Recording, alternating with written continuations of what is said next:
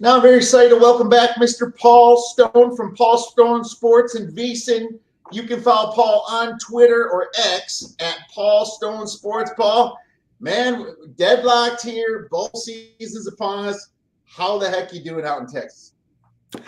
Doing well. I'll tell you, it's a busy time of year. We were talking, both of us being not only college football handicappers, but we handicap other sports.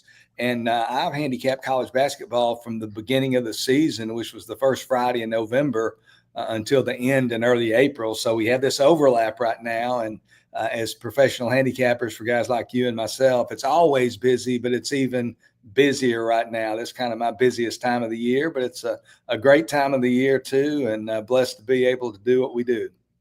Absolutely, it's so fun and fun to watch. And yes, we do get up early in the morning. We discussed we're early rising gentlemen, so we like to get up and get after these lines nice and early, and that's a good thing. It gives you options as things move in your direction. So I love that, man. But this one, we'll talk. I cannot wait to talk more about college basketball, and hopefully we can get you back for that. But right now, it's all about college football and the bowls and everything going on.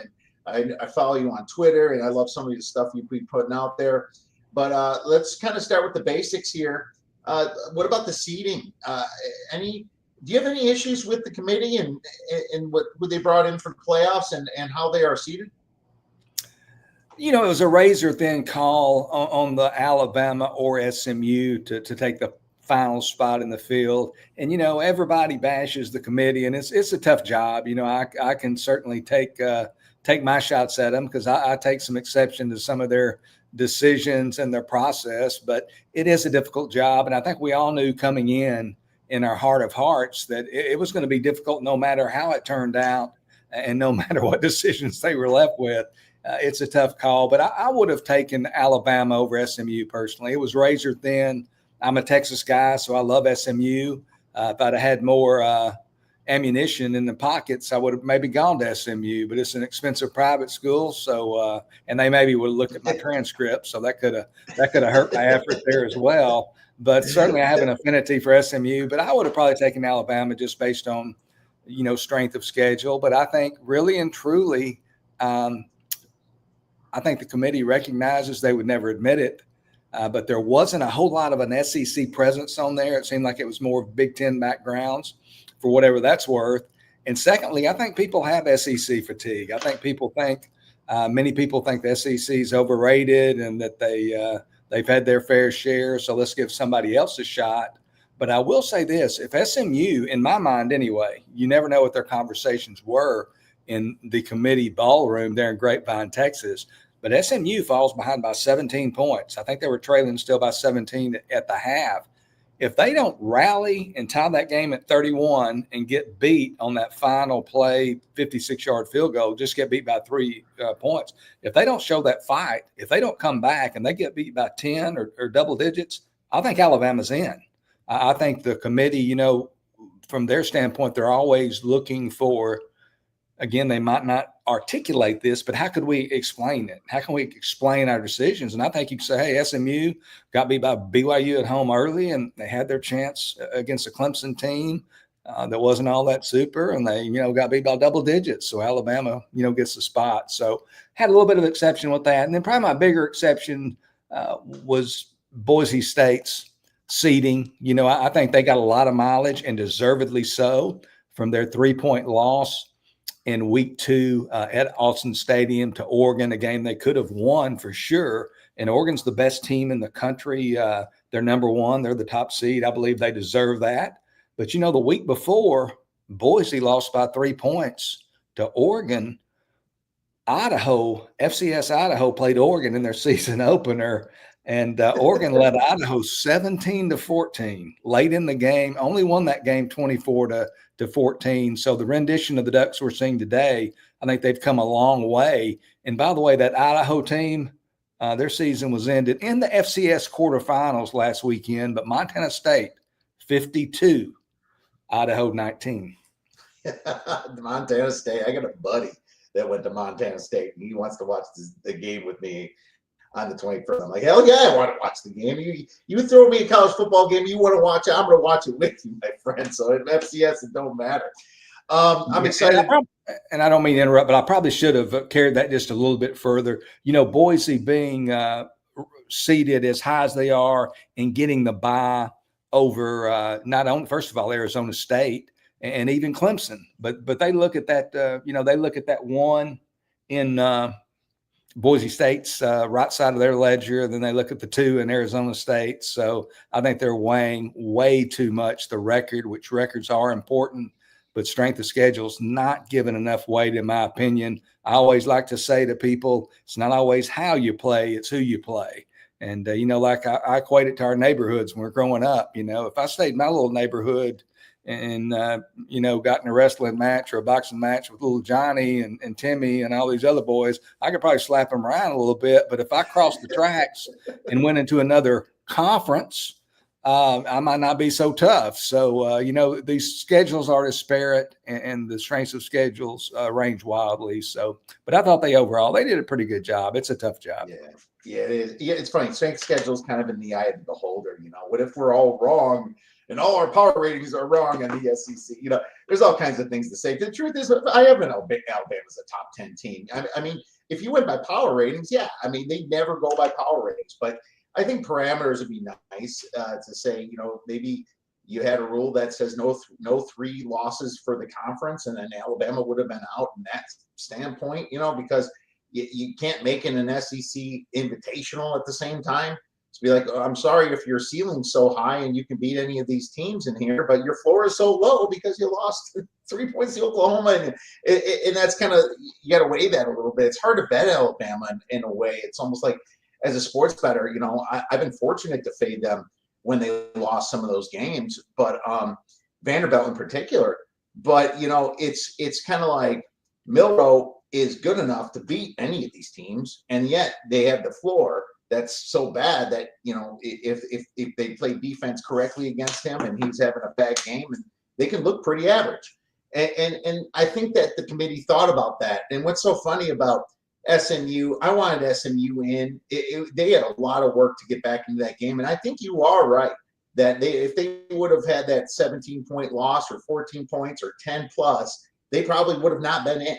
But that also would have contradicted a lot of things that the committee said in the past, saying that if you make it to the conference championship, we're not going to punish you. And then all of a sudden, during the interview, the guy's like, well, we're going to look at it. It kind of tells you a little bit that Bama certainly had a path in.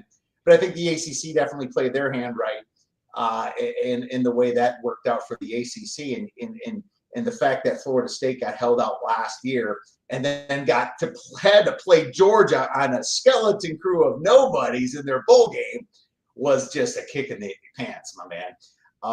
Almost feel bad. I felt really bad for the ACC last year, so it's kind of like this is their revenge. But of course, the SEC is the one that's getting hurt right now, because if Indiana or even Penn State play that schedule that Alabama did, I could see 3-4 losses for sure, on their resumes as well. But, that's what you get when you get to have a super conference. It's like, if you're going to have a super conference, you can't expect to get everybody in. This is the college football playoffs. At least we got 3 very good representatives from the SEC. My biggest problem is Ohio State in Oregon's side of the bracket, Paul. I think that anybody that knows college football knows that Ohio State's a top 3 team, top 4 team, whatever you want to say. That should not be punishing Oregon right there. They should have flipped Penn State to Oregon's position right there, especially kind of how rough Georgia finished, and then Georgia had the quarterback issue, and then now you give them that side of the bracket. It makes no sense. I think they did favor the SEC by putting Texas on one side and putting Georgia on the other, Paul. Yeah, I mean, I definitely think that Oregon, to be the top seed, they sure did get a funny draw there. And I think clearly with some of the conversations you see from some of the big media types at ESPN and other places, even guys like you and I think the committee's certainly going to revisit the bracket, the way these things are seeded. I mean, Texas has a Texas got, as some people have said, the coveted 5 seed. They're in. They really have. They have to play an extra game, obviously, but they have an easier road than Oregon. I mean, they get Arizona State if they if they beat Clemson, which is not a given. But Texas gets Arizona State at a neutral site, which Arizona State's not going to come in there and lay down, and they will be well rested. But they don't have to play Ohio State or anybody like that you would expect they might have to. So yeah, they need to clean that bracket up and make the seedings better reflect the body of work that the teams enter the tournament with. And Oregon being undefeated in the top seed, they shouldn't be in the leg of the bracket that they are. What's funny? Is it a neutral site in Alabama or in Georgia at the Mercedes-Benz at the Peach Bowl? I think you're going to get more Texas fans there than you're going to get ASU fans.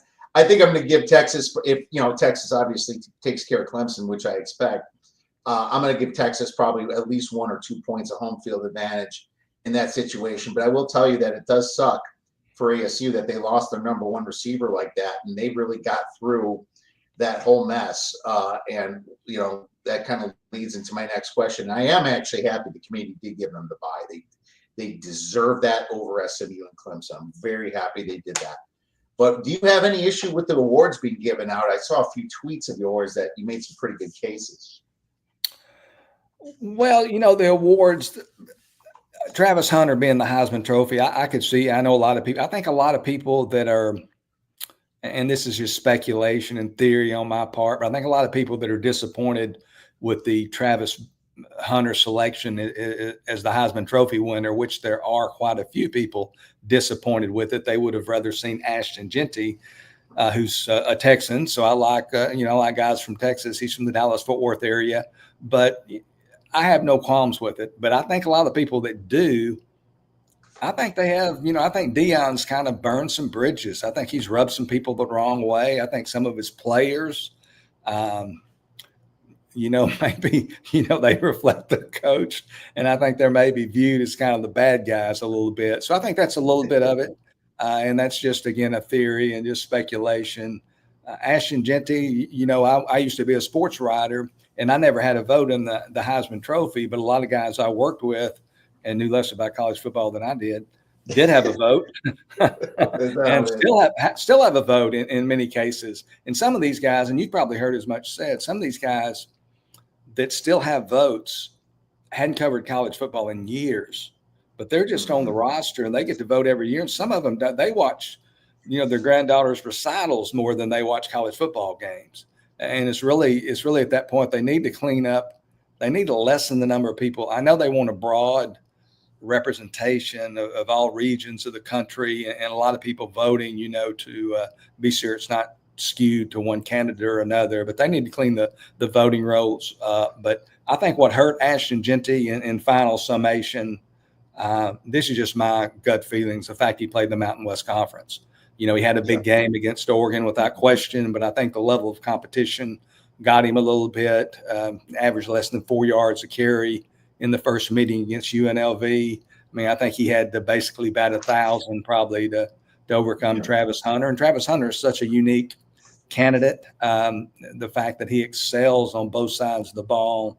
I mean, he's a tremendous player. And to have that kind of, even for a guy who plays a skill position, obviously the guys, the defensive tackles and the offensive linemen, not going to play every play. But most guys, they've got to get rest. They've got to get a blow when they just play one side of the ball. And this guy's playing every darn play, basically. And it's just incredible. I think people who've never played, maybe never played or not that familiar with the game, normal people don't have that kind of stamina.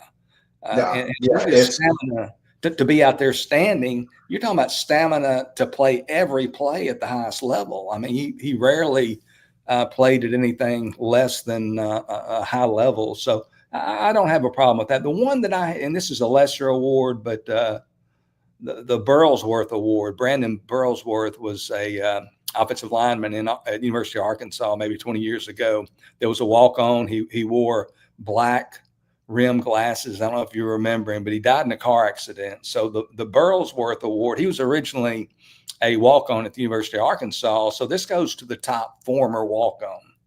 And I'm saying this just from the perspective of I haven't seen him play a lot, but Michael Taft at Texas was one of the nominees. The linebacker from Oregon got that award. But Michael Taft, not only his play on the field, he's just an incredible story. Obviously, a former walk-on to be one of the finalists for this award, but just a big-time hitter, a guy who doesn't seem to have the tools. He just looks like a little boy next door, and just a tremendous player at Texas and part of what I think is the nation's top defense. And just to be sure that I put this out here, Michael Taft for Texas will be going. He went to Austin Westlake High School on the west edge of Austin, and he'll be going up against one of his best friends and a co-member of the 2020 state champion Austin Westlake Chaparrals, the quarterback for Clemson, Cade Klubnik. So he's going to be trying to lay the wood on Cade Klubnik, and they're very close friends and became closer. They won the state championship in 2020. And they beat Southlake Carroll. Their quarterback's a guy named Quinn Ewers. So that was Ewers was one quarterback. Klubnik was the other.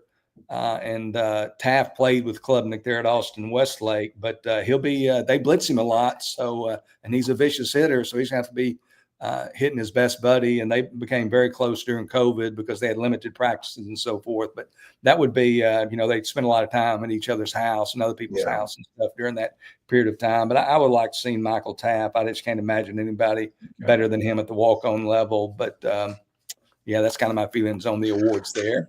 I agree. I think the thing with Travis Hunter, I saw him get burned a few times at corner, but you got to understand he's playing both sides of the ball.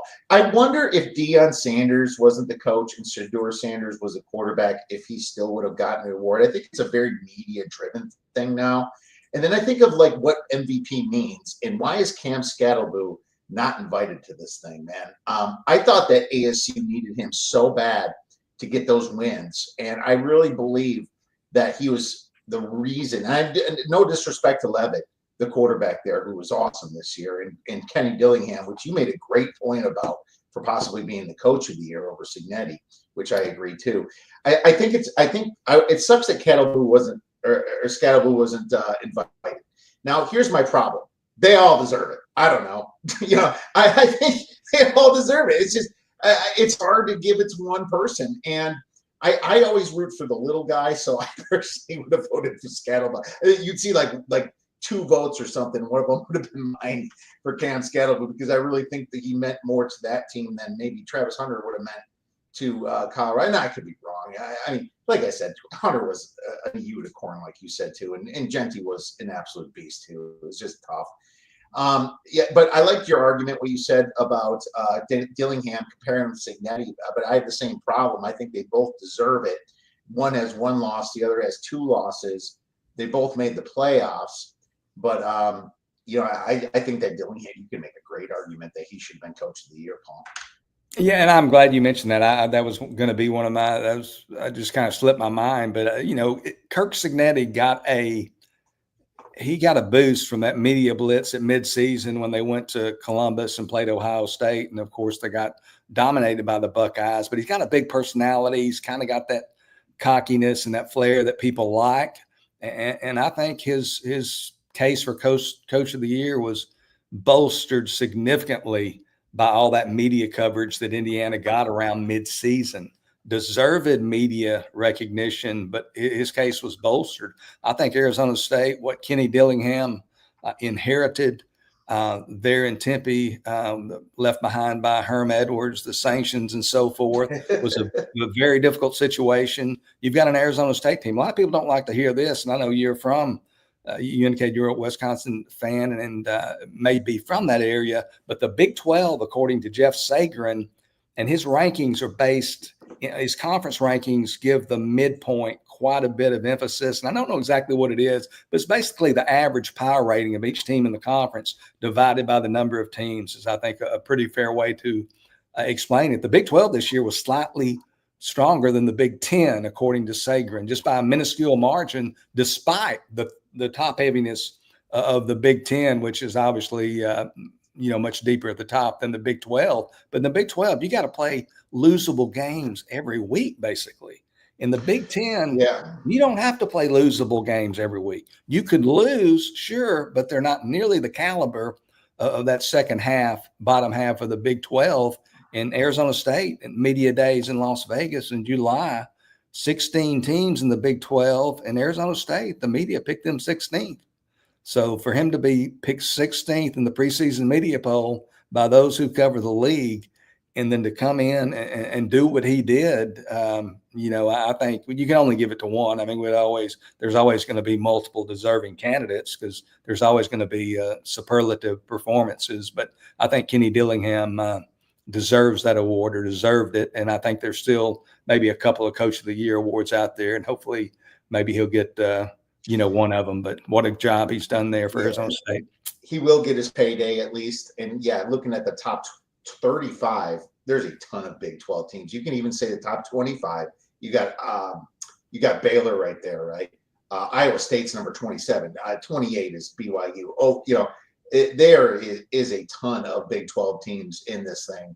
And I actually think that Baylor, believe it or not, which I took 60-1 to win the conference before the season, might be the best Big 12 team right now. And so that is an interesting thought that I've always had. I just thought that they choked away some games, including that Hail Mary against Colorado. Let's get into some games, man. We can talk about this great stuff forever about, who should be in and who should be out, awards and all that fun stuff. But I know your focus is going to be the playoffs, but I want to quick cover the two bowls here on the 20th before that. And you have the Staff DNA Cure Bowl, Ohio versus Jacksonville State. Jacksonville State's +3. The total is 54.5. You look at the transfer portal, you got some guys from Jacksonville State in there, starting safety, starting outside linebackers, starting cornerbacks. But last year they didn't play in the game. So I wonder if that's a Rich Rod thing. I wonder if Rich Rod's got one foot out the door. Ohio's motivation. What's funny about this bowl in itself is that both of these teams won their conferences. So I always like to fade the team that won their conference. I mean, in general, of course, it's always number dependent, Paul, but they both won. So they're playing each other. It's just kind of like, I just hope they enjoy themselves on vacation here. Net yards per play, Ohio gets it by 0.34. Coaching bowl ATS, you don't got nothing for Brian Smith, who's the interim for Ohio. And Jacksonville State, Rich Rod is only 2 for 10 in bowl games. This guy does not seem to care too much about bowl games. I think this is a fair line, but I do lean the over because Jacksonville State, even though they're a big running team, they tend to go under or over a lot. But I will say Ohio's defense in yards per rush ranks 10th in the nation, allowing only 3.1. But this is going to be an interesting game, and I think a lot of these early games kind of go over because there's less of a defensive appeal to these teams trying to stop anybody. It's kind of almost like a NBA All-Star game feel a little bit sometimes on these early ones. So that's my thought on that one. Any quick thoughts on this one? Well, Rich Rod's out the door. I'll say that. Rod Smith, their offensive coordinator, will be Jacksonville State's coach, and he got named interim coach, I believe. So, okay. he won't be there. If what I read, and this just came out, probably earlier today. We talk about getting up early. Sometimes I can't remember when if it's yesterday or today or what I ate for lunch or whatever. But in the last 24 hours, I think I read somewhere that Rich Rod wouldn't coach the bowl game and that Rod Smith, their offensive coordinator, would be the interim coach. He's at West Virginia now, sounds like. Rod. He took the head coaching job there at West Virginia, went back to Morgantown. So he's I see that now. I wrote this up yesterday morning or the night before. So that's how I know how it goes. There's just there's so much, especially now with the transfer portal and the coaching changes. It's just it's just impossible there's so many moving parts to it. But this game to me is, unfortunately, as much as I like to try to take advantage of chaos and confusion, because I think it's the friend of the hardworking handicapper. Sometimes in these bowl games, especially these non-New Year's Six and the non-playoff ones, it's just hard to get a gauge for who's going to be playing, and who's going to be coaching and so forth. And with Jacksonville State's situation with Rodriguez, no longer there, and things kind of in flux.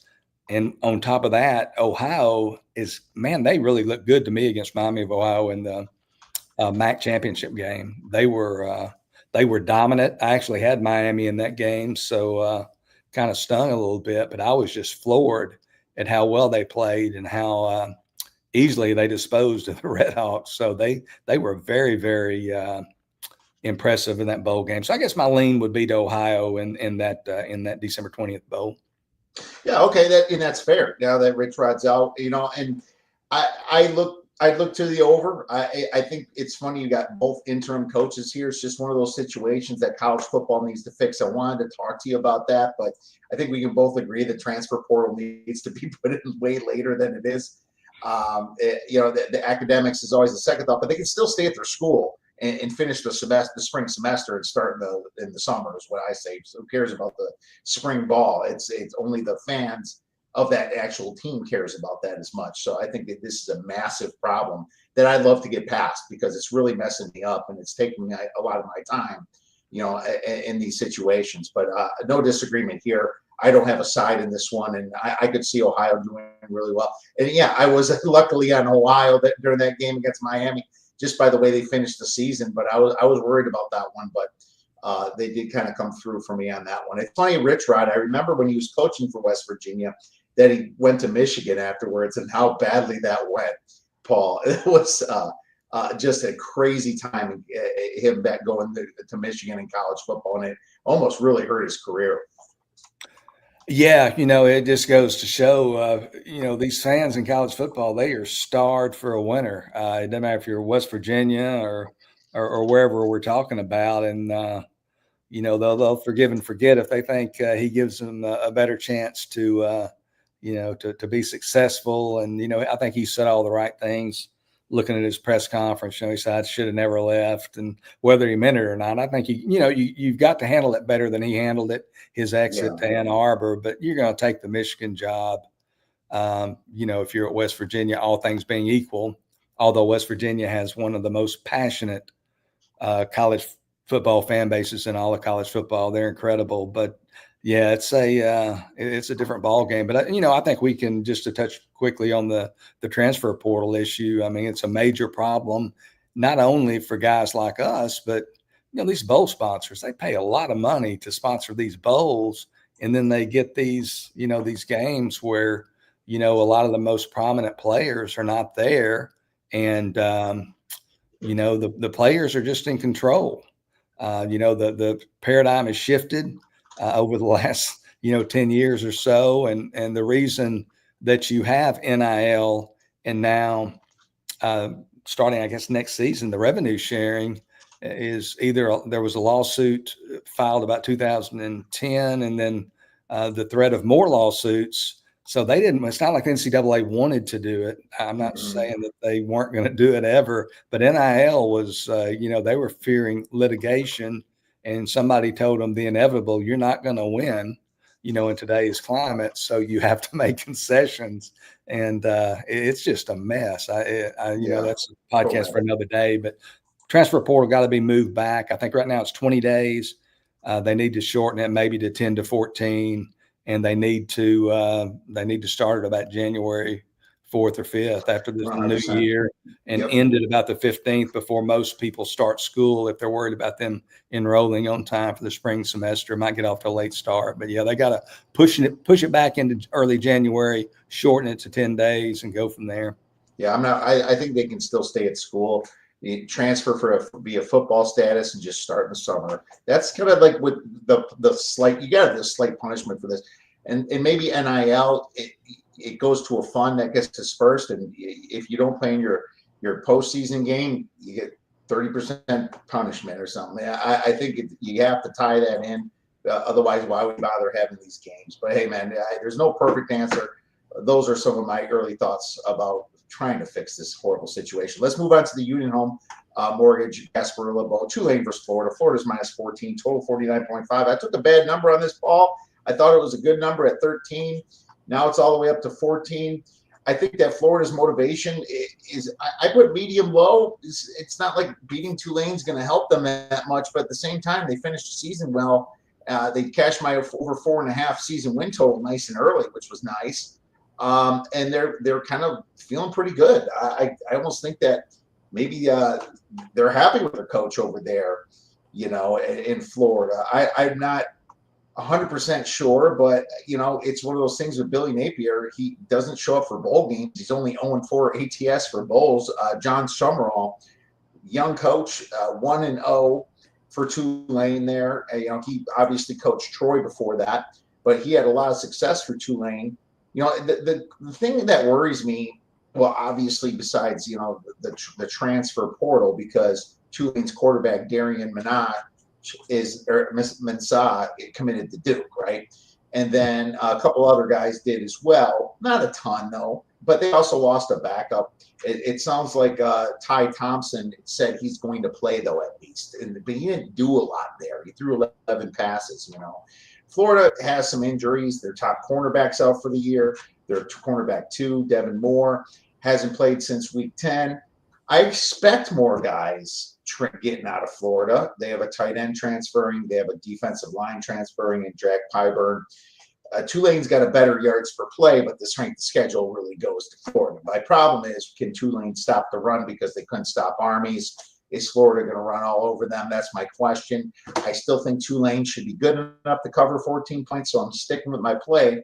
I'm playing Tulane plus the 14, mainly because, too, Bailey Napier is still 0-4 against the spread in the bowl games. Paul.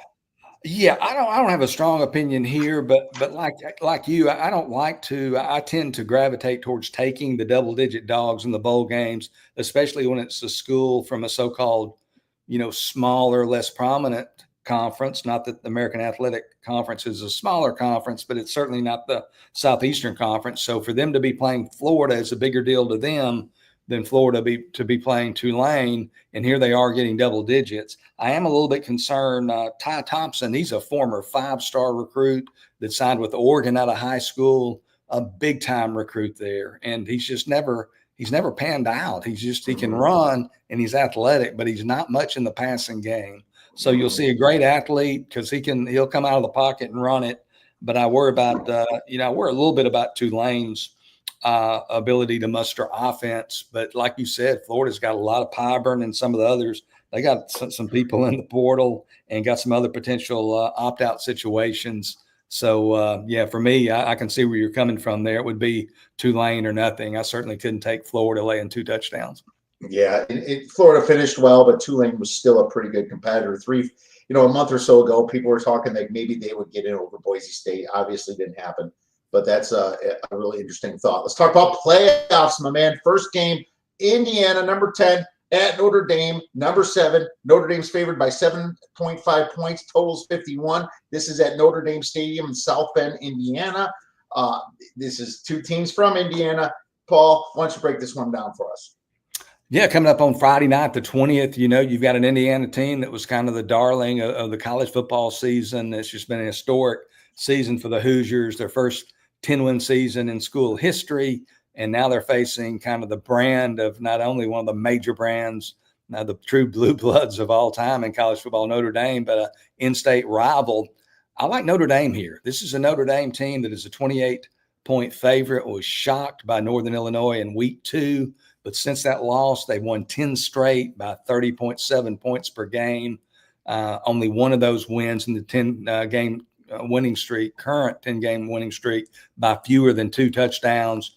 Riley Leonard, their quarterback, who's had some injury issues throughout his career, is healthy, playing well, gaining confidence in his first year with the Irish. Jeremiah Love, the running back, he's closing in on 1,000 yards. He's really developed nicely in their defense, one of the best in the country. Indiana's only game this year on the big stage against Ohio State. I think it's fair to say they failed miserably. The last 3 quarters, they looked totally out of their element, got beat 38-15. But I think Notre Dame, I know Cignetti, Coach Cignetti at Indiana said the right things, that we were overwhelmed by the noise. We were unprepared for some of the stuff. We'll do better this time. But until I see it, I kind of expect to see more of the same on the big stage from the Hoosiers. I don't think Gene Hackman's walking through that door Friday night. Gene I'll take Hackman, come Notre on. Dame minus the points. All right, you're taking the 7.5. I wonder if this gets down to 7. The funny thing is the numbers say Indiana is right with Notre Dame almost. I mean, Indiana's got a 0.35 net yards per play. But here's the thing. If your belief is the Big Ten under the top 3-4 teams is soft, which a lot of people believe, then you're probably looking a little bit more towards Notre Dame because the stats say that Indiana could be in this game. But you saw it once already. I wonder if they get over that hump and kind of think to themselves, all right, well, we faced Ohio State. Let's kind of build up. But the problem is you're going to still have a big home field advantage for Notre Dame. Even though it's in Indiana, they're probably going to let, 5,000 Indiana fans in, maybe something like that. I don't know the numbers of the allotments in this situation. It's probably going to be more than a regular season game, but there's still going to be a lot of screaming Irish fans out there, which is very tough. How about this next one? We got Saturday, December 21st, number 11 SMU at number 6 Penn State. Penn State Flames 8.5. The total is 53.5 in Beaver Stadium, State College, Pennsylvania, on TNT. I'm telling you, I'm getting Penn State 3.5 for home field advantage. Thank God it's not a whiteout because I'd have to give them like 5.5 for home field advantage. If it was a night game, I think they're still going to wear white, though, from what I'm hearing. But maybe you have a play on this one for us. This is one of the games I do like Notre Dame, and there's some 7 out there too in the marketplace. Just looking on Notre Dame, so certainly if you're going to take the Irish, Penn State, you mean? Well, I was talking about my previous. I was just saying we were talking about the 7.5. I was just saying there is some 7 available. Looking backwards. Oh, right. Oh, Notre gotcha. Dame Sorry, my 7, fault. if you take the favorite. But in this game, I really, I just don't have a strong feeling. One thing I think that could hurt SMU is the fact it could be a literal whiteout on the ground. It's going to be very cold. There's going to be some snow apparently on Friday. Could bleed into Saturday. It's going to be high in the 20s with some wind. Again, it could snow, so it's not really what the guys from Texas are going to be used to, and that would certainly play into Penn State's favor there. And SMU, they played good defense this year, but they certainly hadn't faced a running back tandem like Nicholas Singleton and Katron Allen. So I worry about that a little bit. But then on SMU's side, they've really had a magical season. Their quarterback, Kevin Jennings, which a lot of people maybe haven't seen extensively this year, he is just kind of a magician. He's a great athlete. He just kind of has that it factor. So be interesting to see, though, what this SMU rush defense, this average, giving up less than 100 yards on the ground, giving up less than 3 yards per carry. Be interesting to see how they match up against Singleton, Allen, and company for Penn State. Yeah, it's going to be interesting for sure. I like SMU. I think that this game has the most let's just say out of all the 7.5 point favorites, that you throw those 3 together, you got Tennessee, you got, SMU, and you got Indiana. I think SMU's got the best chance to win this game outright. And there's some reasons for this. And first of all, the way that ACC championship game couldn't have went better for Clemson. Not one flag was thrown for Clemson that whole game. Almost like the ACC played their cards pretty well in that situation. The best thing that could have happened for the ACC is what exactly happened in that championship game right there. Now, I know, that Dabo Swinney's going to have these kids buttoned up like he did, but I think that was a special comeback for SMU, even though they didn't win the game. I was wondering if they were going to go for 2 there. I was like, man, do you go for 2 right there? Maybe finish this thing out right there. Sometimes we got the momentum, but I think that there's a couple things going against Penn State. For one, it's big game James Franklin, who's not a big game coach. He actually loses all his big game. Against top 5 schools, he's 0-12. I think his record's still pretty bad against top 25 or top 15. I don't have the numbers in front of me exactly. I had them the other day. But Penn State has a slight net yards per play advantage of 0.44. Both teams are pretty healthy, obviously, coming in. I think you don't get this far unless you're pretty healthy in this situation. But, Penn State's got a small strength of schedule advantage, 44th to 61st. But this goes back to, do you believe the Big Ten the teams that Penn State played, who they avoided Oregon, they avoided Indiana, they got Ohio State at home, and they couldn't cover their own spread there. SMU's an interesting team, and I like teams with offense for backdoor capabilities. You're looking at 8.5 points here. A guy like Kevin Jennings, that quarterback, he can backdoor people. And I think Penn State could be that candidate that they're backdooring just because he's a dual threat quarterback.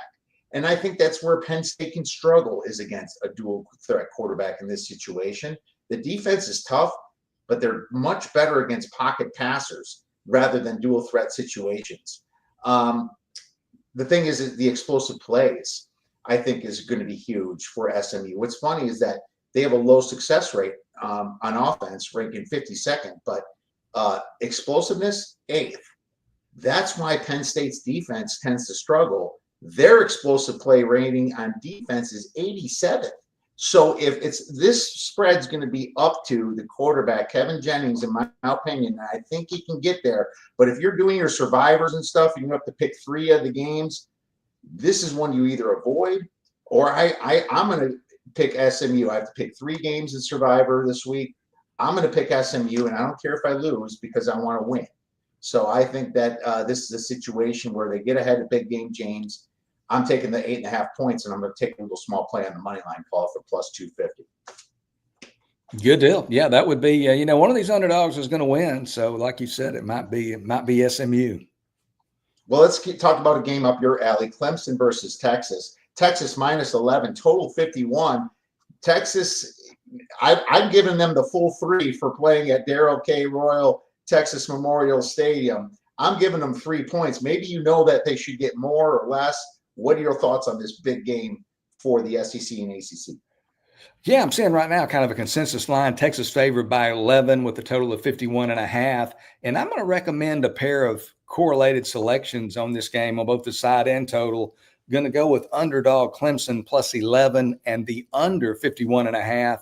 And the reason for my primary reasons, there are many reasons, but the primary reason for my positions here is Texas's great defense, which I believe is the nation's best. I mean, they give up an average of 12.5 points per game, only 3.8 yards per play, just have elite NFL type talent at all 3 levels of defense. So Texas, very, very, very good defensively, but their offense, especially in the second half of the year, has just been kind of bogged down, especially in the red zone. They're averaging for the year less than 2 yards per carry in the red zone, which teams obviously are going to average less because it's more compact and the defense is tight, more tightly bunched and so forth. But Texas has just really struggled in the red zone offense. Their last 4 games in regulation, they've only averaged 21 points a game against Arkansas, Kentucky, Texas A&M, and then Georgia in the SEC championship game. So I'm looking for it to be a tight game. This is not Dabo Swinney's best team. Is certainly not anywhere on a par with the teams of 5, 6, 7 years ago that were winning and contending for national championships. But it's still a good team. They've got 5-star guys, defensive tackle Peter Woods, linebacker Sammy Brown, still have some big-time performers. I think Clemson keeps this within single digits, lower scoring game. So Clemson plus 11, under 51.5. All right. I think that Clemson is I think that Clemson's the biggest fraudulent team in these playoffs. And I think that even Boise State might be able to beat this team. Now, in saying that, do I want to lay 11 points? Not really. Steve Sarkisian's 2-4 in postseason play in bowl games, 2 wins, 4 losses against the spread. Dabo Swinney is 12-8. But Texas's defense is the best unit on the field. And you made a great point about how poor they've been in the red zone. Hell, we just saw it in the Georgia game, right? I think the fact that Ewers isn't dual threat hurts them in situations, and that I think this day and age, you want a dual threat quarterback. Clemson gets dominated, though, in offensive facets of the game. If you look at literally every single advanced stat, it really favors Texas. Texas also has a plus 1.38 net yards per play advantage on paper. Texas should be way better, but at the same time, Steve Sarkisian, big game spot. He's a little bit like James Franklin. The under is my favorite play, and I took it. when it was early. I took it at 52.5 or 53. I'd take this down to 48, 47 points, in my opinion. I think this game goes way under the total. And there's a chance that Clemson's not going to score much, Paul. So I'm on your side for sure. Yeah, I think it's going to be a low-scoring game. I do have a little bit of reservation, and I agree with you. Clemson's not, they're not a team that's going to win 4 games and win the national championship. They don't have that kind of talent. But it's more a bet against Texas on the side, and then the total. Again, Texas's great defense and their struggles in the red zone on offense. Well, they have a big game coach for Clemson, let's face it. But Dabo Swinney is a championship coach. So that's what worries you about if you're thinking about laying with Texas. I know we only got a minute or two left. Let's move to the last game. Tennessee, Ohio State. Ohio State minus 7.5, total 46.5. What do you have for us, Paul? Yeah, this game, I don't have a great opinion on the side. I think the number in that 7.5, 8 range is right. But where I like this game is, again, on the total. You're going to have, again, cold weather, not really conducive perhaps to offensive fireworks. But kind of my primary reason for liking the under, there's some 47 out there. Mostly the market's painted 46.5. But I just think it's going to be a low-scoring game. I think both these coaches, they know their quarterback's limitations. For Ohio State, first of all, we saw Will Howard against Michigan. He's now thrown 33 career interceptions, has an interception rate of 3%, which is extremely high for college football and certainly high for a championship level quarterback. So I think not only will Ohio State try to keep Howard out of harm's way, Nico, Tennessee's quarterback in the last most of the season for that matter, they've really not gone vertical much in the passing game with him. It's been conservative. It's been short range, mid-range throws. They've got a great running back in Dylan Sampson for Tennessee. And then, of course, Ohio State's got Travion Henderson and Quinshon Judkins. So I think you're going to see just old black and blue football, both teams trying to win with ball control, running the football, playing tough defense because they're both 2 of the top 5 defenses in college football, and not turning the ball over. So I think we're going to see some conservatism, going to be cold. I think it's going to be a lower scoring game. So I like the under 47 in Tennessee, Ohio State. No, it makes total sense to me. And I don't have a play on the side either of this. I very much lean to the under. I think both defensive lines are going to have the advantage, especially with the injuries on Ohio State. And I know you got a roll. Do you have any plus money plays or beer bet bangers or anything out there? Because I got one to run by you in case you don't. Well, I'll throw you one real quick. I do have to got an appointment, and I apologize. We talked about it beforehand because your show's it's really, I really enjoy being on you, and it's a lot of fun just talking things over like we're at the bar, maybe having a cup of coffee or maybe another cup or whatever, depending on your preference. But my bangers here, beer bet bangers, is going to be in college basketball. Take a unit, whatever a unit is, and split it. So bet half on one of these recommendations, half on the other. And market-wide will probably be similar, but college basketball to win the national championship, 2 real long shots. Grand Canyon, and there's a hedging component here. Grand Canyon at 200-1, McNeese State at 500-1, available at the Westgate. If those teams make the tournament, either or both, I don't think they're going to be playing that play-in game in Dayton, Ohio. And you can take their opponent. You can kind of figure out how you want to hedge, but you can take their opponent each step of the way on the money line and say, hey, I bet $50 originally. I'm going to bet the opponent to win 100. And you're diluting that potential massive payout. But if they make the tournament, either or both, you're assuring yourself of a profit if you know how to properly hedge. So hopefully that makes sense to most of your listeners out there. You just hedge. If they survive and go to a next game, you take the opponent who will probably be favored on the money line, and you're going to be able to lock in a profit. They're not going to be huge underdogs, neither one of these teams, because they're good. So you're not going to be laying minus 1,500, right, taking the favorite against them. So it's not like you're putting a huge amount of money, on the line. So that's my beer bet banger. Hopefully that fell within the Rex there. It did. It absolutely. It did by a lot because you got 200 to 1 and 500 to 1. And you remember Grand Canyon made it to I believe, the Elite Eight last year. Should have beat Alabama in that game. And so that was, right up my alley. I love TCU, the Lopes, man. I'm excited to go to another game this year and watch the GCU basketball. And Miss McNeese, last year I called them the Bee's Knees, McNeese State. So I didn't get to watch much of them yet this year. I'm really looking forward to that. My beer bet banger is I'm taking, says most likely game to go with the highest scoring game. Because I like the unders that we both talked about, I went plus 260 on Notre Dame, Indiana. I think, you can maybe think that SMU Penn State has a chance, but I think Notre Dame, Indiana has a chance at plus 260. It's one of some of the best odds that I could find for them to go ahead with the highest total in this football matchup this weekend for the college football playoffs. So out of the 4 games, that's what I think, Paul, and plus 260 ain't too bad. Not at all. No, that's a good ticket, and I'll keep that in mind and be rooting for you. Well, where could our listeners get your wonderful information and plays? Yeah, I tell you, first of all, I try to be active on Twitter or X. My handle at Paul Stone Sports. And if anybody wants to take their interest to a higher level, I do have a website as well, paulstonesports.org. Again, that's paulstonesports.org. On your way out, who wins it all? I like Ohio State. I think if Will Howard can take care of the football, I've said all year they've got the best team in the nation. If you just count 21 of the 22 positions. So if he can just hold serve, I like Ohio State. And you might sprinkle a little bit on Notre Dame. They were 12 to 1. They're now maybe 8 to 1. I think Notre Dame, this is a wide open year. Anybody could win. Somebody might come from slightly off the pace. That team could be Notre Dame. That's wonderful, Paul. Thank you so much for coming on. We'll be talking soon. You have a great day. Thank you. Appreciate you having me on.